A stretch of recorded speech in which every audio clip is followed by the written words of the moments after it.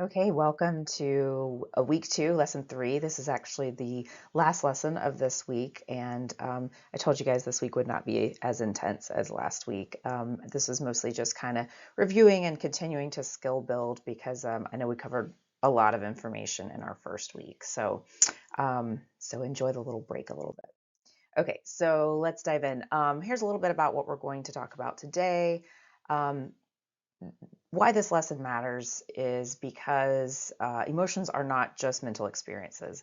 They are biological events that influence everything from your immune system to your digestive tract.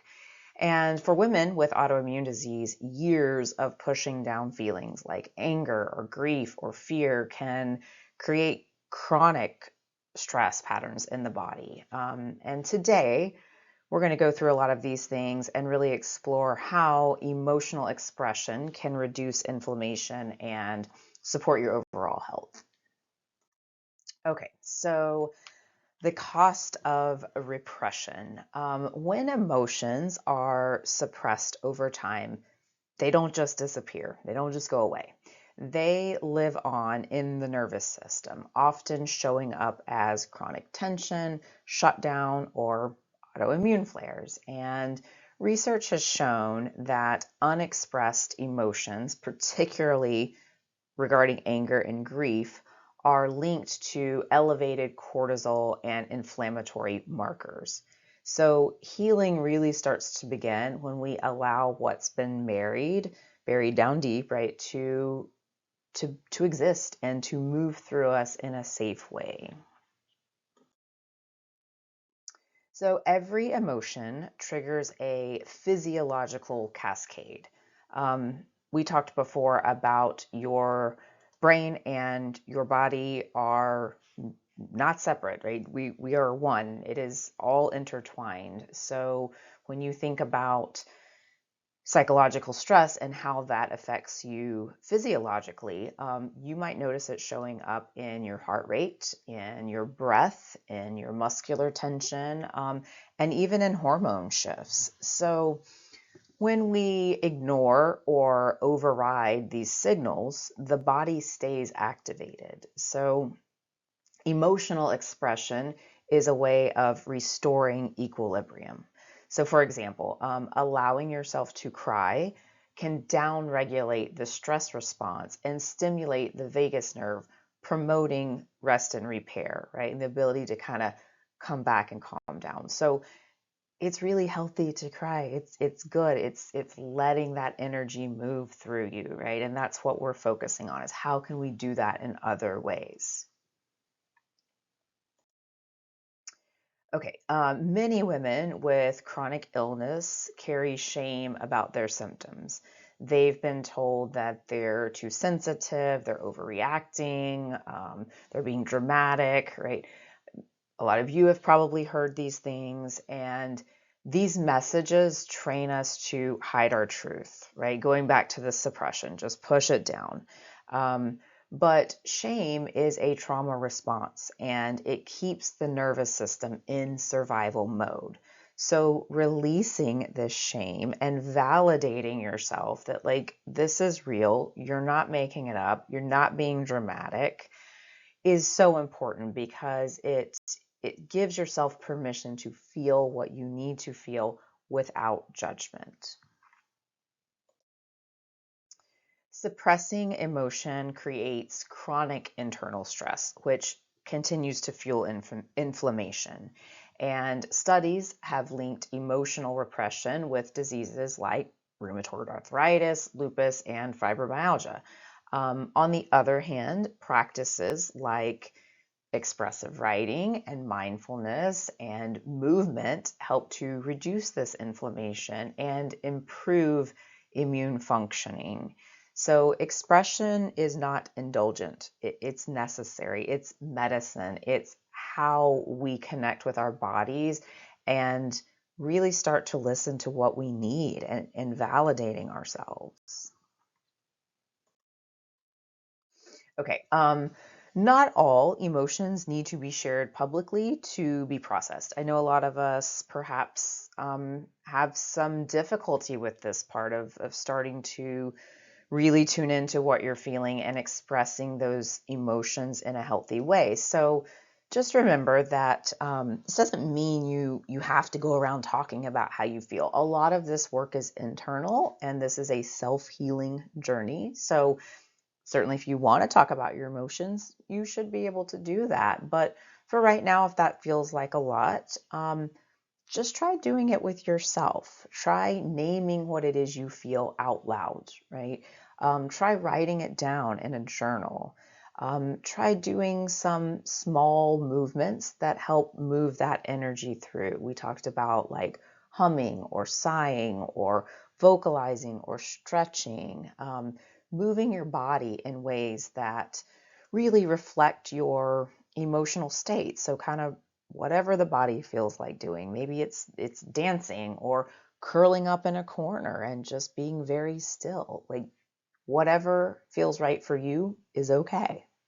So these strategies are really made to help release charge from the nervous system and increase resilience and connection. Just be curious.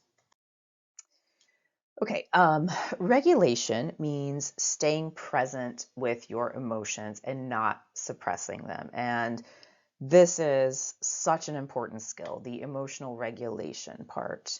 It really means creating the ability to feel without becoming overwhelmed or shutting down, right? You are allowed to feel whatever you need to feel, but maintaining control and not allowing those feelings to hijack you is really important.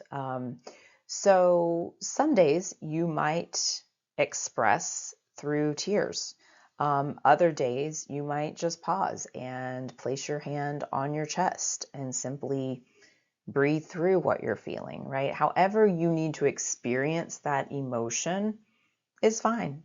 The goal isn't to eliminate emotions or to fix emotions, but to meet them with safety and support and let them be present without judgment. So, as humans, we are wired for connection, and sometimes we need to borrow someone else's calm to find our own, which is another reason why I'm a really big fan of therapy. I think that's a great way of kind of connecting to someone else's calm space and talking about what you're feeling.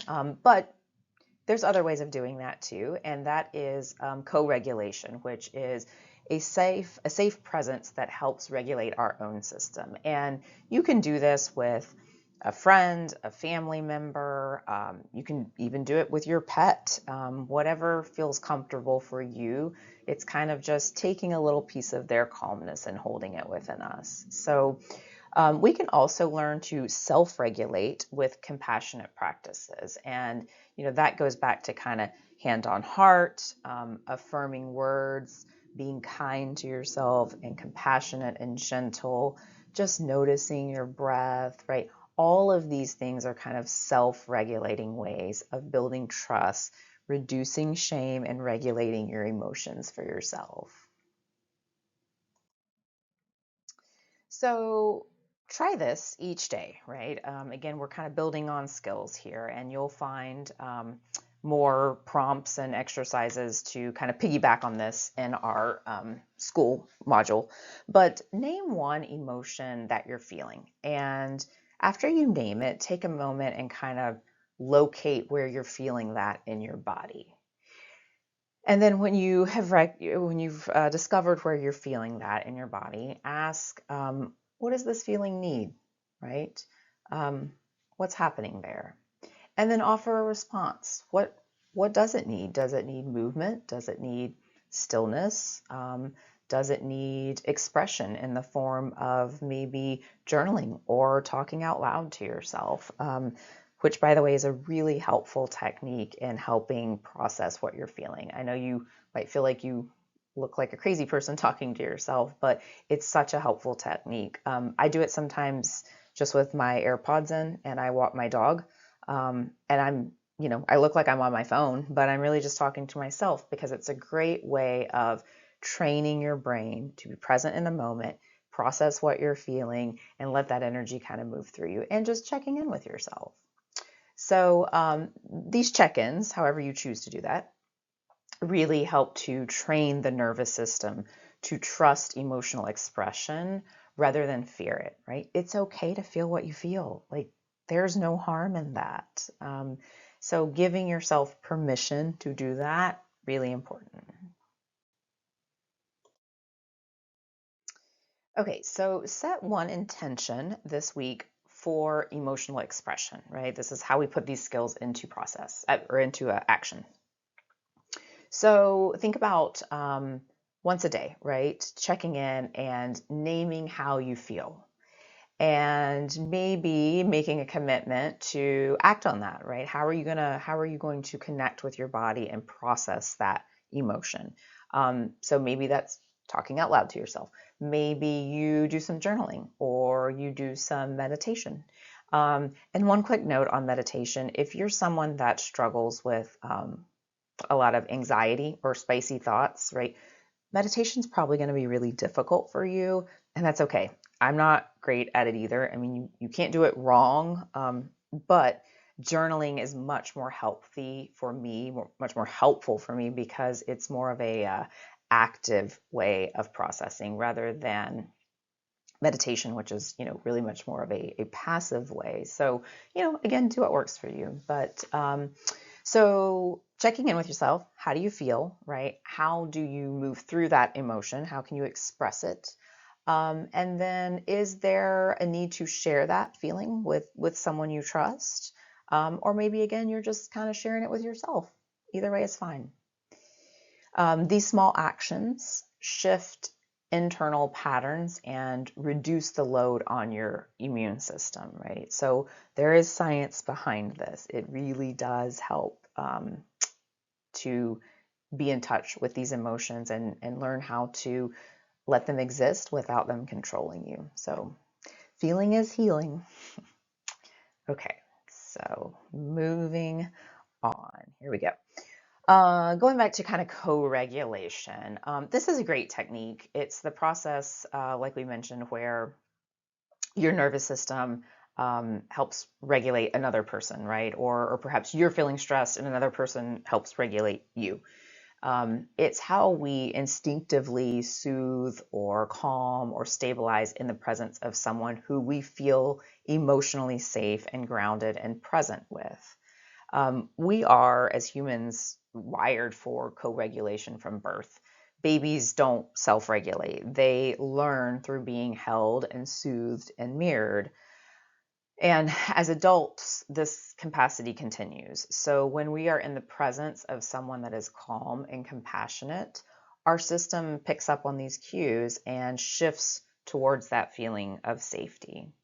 So for those of us with a lot of chronic illness or chronic trauma, this can be especially important because our nervous systems may be stuck in survival flights, right? Going back to fight, flight, freeze, or fawn.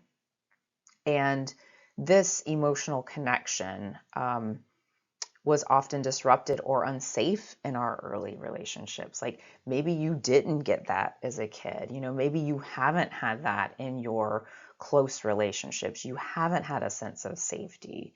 So isolation and emotional suppression are very common in people who struggle with the autoimmune experience. So this part is really important. If you haven't experienced that in your relationships, that's okay. That's not your fault, right?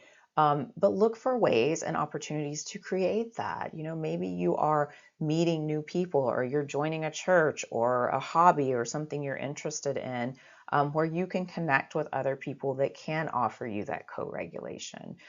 Right here, this is a great community to do it. In school, if you go and click on community, we can talk to each other and share things.